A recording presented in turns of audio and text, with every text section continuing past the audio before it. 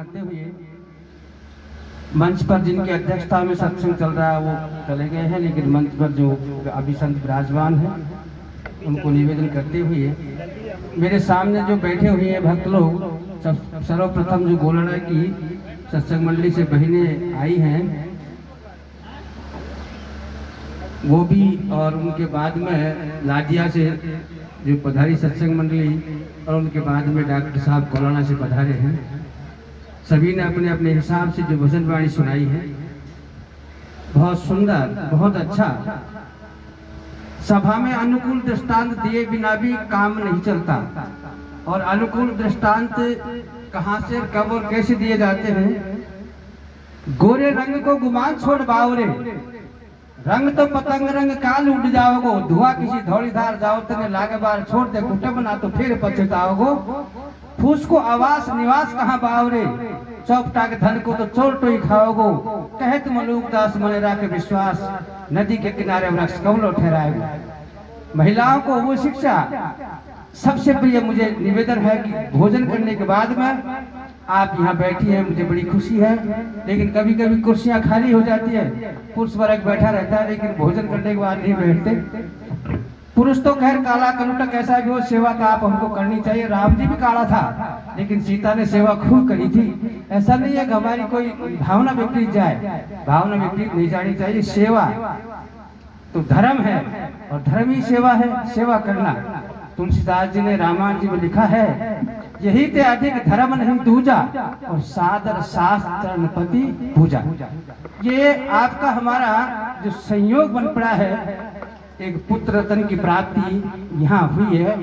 जो हरिया राम जी के पोता, उनके बच्चे के हुआ, मुझे बड़ी खुशी है, बहुत प्रसन्नता है कि इन्होंने इस अवसर पर, जन्म उत्सव पर, जसोटन के उत्सव पर ये सत्संग का जो आयोजन किया है। इस आयोजन का बहुत बड़ा महत्व उस बालक को भी मिलेगा और परिवार को भी मिलेगा। समाज के आने वाले जो मेहमान हैं, अतिथि हैं, उनको भी लाभ मिल रहा है, लाभ सबको मिलेगा। लेकिन लाभ लेने के लिए थोड़ी सी अपनी पात्रता, अपनी जो इच्छा है, अपनी जो भावना है, उस भावना को लेकर के आप यहाँ बैठे हैं। भोजन करने के बाद में बैठे, भोजन करने के पहले बैठ गए तो भोजन करने के बाद फिर आकर के बैठे। मैं एक उदाहरण देता हूँ आपको।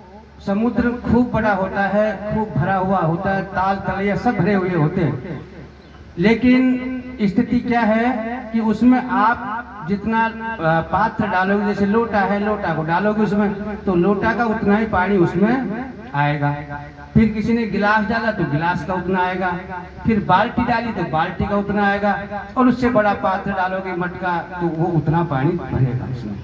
बात यहाँ ये आई है कि समुद्र का दोष नहीं है, दोष है हमारे खुद का उस जगह से ज्ञान ले जाने का कि हम यहाँ से कितना लेंगे। आपकी भावना नहीं है, आपकी इच्छा ही नहीं है, तो आप यहाँ से एक शब्द बोलो और एक ही रह जाए तो पल्ला में से वो भी छूट जाएगा।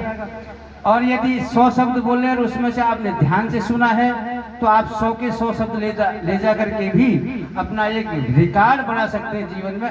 और इतना रिकॉर्ड बना सकते हैं कि मैंने ये सुना है और ये लेकर के मैं आई हूँ, सब बहुत अच्छी बात है।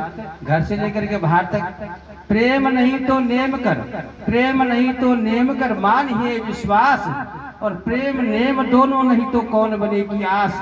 दास किशोर फल के लगे जैसे फूल नशा। नेम आप लोग करते हैं कि साहब मुझे तो शिवालय पर जल चढ़ाना है, चलो बहुत अच्छी बात है कि आप शिवालय पर जल चढ़ाओ। या मैं कहता हूँ अपने पति के, अपने प्रियतम का आप सुबह उठते ही ढोक दो चरण कमलन में, ये अच्छा नियम है। लेकिन जब प्रेम हो जाए तो फिर उस नेम को, वो नेम अपने आप छूट जाता है। प्रेम में आदमी दो नहीं होते, एक होते।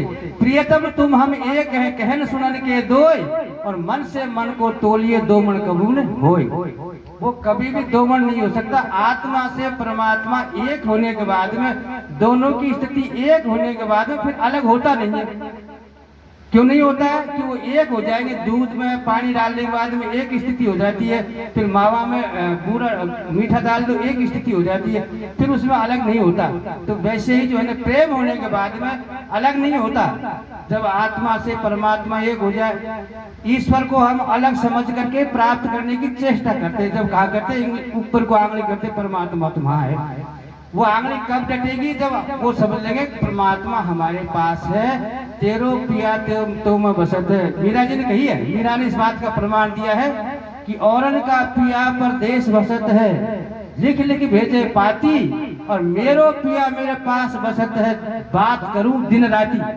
फिर दिन रात अपना प्रियतम यानी परमात्मा आपके पास में आ जाएगा। फिर लिख लिख पत्र भेजने की जरूरत नहीं है, तो भजने की जरूरत है, राम को भजने की जरूरत है, तो राम आपके पास अपने आप आ जाएगा। ये सत्संग बताता है। सत्संग सारे सिद्धांतों का सार। अभी आपको ओम चेतन जी महाराज जी अभी अंदर गए हैं, बहुत अच्छा सत्संग सुनाएंगे, आपको हंसाएंगे भी, अच्छा दृष्टांत सुनाएंगे, आपके अनुकूल वातावरण के अनुकूल। उनकी जो ना हमेशा वाणी रहती है, वाणी उनकी बड़ी संप्रेषण शैली अच्छी है। तो वो आएंगे। जब तक मैं आपको कुछ बोल करके सुना रहा था, तो यही है कि यही स्थिति है कि हमारा धर्म हमारे साथ है, और आत्मा से परमात्मा अलग नहीं है, लेकिन हमने उसको मान रखा है। तो गोरे रंग जो मैंने आपको दोहा बोला, उसका अर्थ ये है कि हमको अपने रंग और कुरंग का ध्यान ही नहीं करना है कि हम कौन, क्योंकि राम का कोई रंग नहीं है, आत्मा का कोई रंग नहीं है, पानी का कोई रंग नहीं है। जिन चीजों का जो रंग है, उन रंगों में भी रंग कौन सा निराला है? वो आपका रंग सर्वश्रेष्ठ निराला है, जिसका आपको हमेशा आपके स्वरूप का रंग सबसे उत्तम और सबसे श्रेष्ठ है, उसका आपको ध्यान करना है। आत्म से परमात्मा जुदा रहे बहुकाल, और सुंदर मेला कर दिया जब सतगुरु मिले दलाल। सतगुरु मिलने के बाद में फिर शंका नहीं रहती। उन्होंने एक कर दिया, दो का एक कर दिया, एक का दो कर दिया, ऐसा नहीं है, दो का एक कर दिया। अपने आप को एक समझ करके और एकता के सूत्र में बांध करके हम अपने जीवन को जिए रास्ते से। संत संग्राम दास जी आपके हमारे जो बहुत बड़े विद्वान संत हुए जोधपुर में, लेकिन उनकी यहाँ तक धरा है। आपके बीच में श्री नारायण जी महाराज हुए। धन्य धन्य हीरापुरी, धन्य तिहारो ज्ञान, और श्री नारायण अजान पर कृपा करी भगवान। आज 6 साल हो गए उनको शरीर छोड़े हुए, लेकिन आपके हमारे बीच में नहीं है, फिर भी उनकी वाणी यहाँ आपके हमारे बीच में काम कर रही है। और वो जो संग्राम दास जी जोधपुर में हुए, उन्होंने कहा कि कहे दास संग्राम हाथ में हीरा आया, मानस तल का श्वास घाल गोफन में बाया, बावत बावत बाइया लारे रह गो एक, समझ पड़ी पछताया जब रोया माथो टेक, रोया माथो टेक ऐसा हम घना बगाया, और कहे दास संग्राम हाथ में हीरा आया। वो हीरा आपके हमारे पास में ही था और है, लेकिन हमारी समझ में नहीं होने के कारण वो हमारे हाथ से चला गया। और 15 मिनट में हम 1 मिनट में 15 श्वास लेते हैं, 1 घंटे में 900 श्वास लेते हैं, और इसी प्रकार से 24 घंटे में 21,600 श्वास लेते हैं। और 21,600 श्वास में यदि ओम स्वयं यदि हमारा निकलता रहे, समझ केवल हो जाए, वो तो कहता ही है श्वास। तो जब आपका श्वास नीचे जाता है तो स्वयं होता है, और ऊपर को आता है तो ओम बोलता है, ओम स्वयं। ऐसा आप महसूस करेंगे। आप गुरु भगवान के सानिध्य में जाकर के जाना तो पड़ेगा, लेकिन ऐसा आप महसूस करोगे तो आप समझ लो कि आपके अंदर वो चीज है। लेकिन ध्यान आपका यदि कहीं डाइवर्ट हो गया, यदि आपका विचार कहीं डाइवर्ट हो गया, तो आपके पल्ला से हीरा खुल जाएगा, और वो हीरा जब तक वापस नहीं आएगा, जब तक वो पल्ले से आप उसकी गांठ को दोबारा नहीं लगाओ।